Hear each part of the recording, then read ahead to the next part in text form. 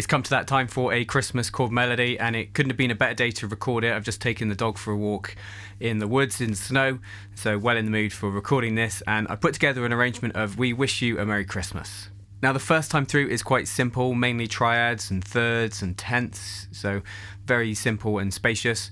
Whereas the second time through, I've actually taken the way the real book suggests to re-harmonise this, the Christmas real book that is, so make of that what you will, but I think there's a few nice additional changes in there. Gear-wise, I'm using a 2013 63 reissue 335, and that's going through the Quilter Tone Block 202, with a Neumann mic picking it up into Logic. If you'd like to get the transcription, the tab and notation of my arrangement, then you can get that on the lowest tier, the supported tier of my Patreon page, where you'll also get access to my other Christmas chord melodies.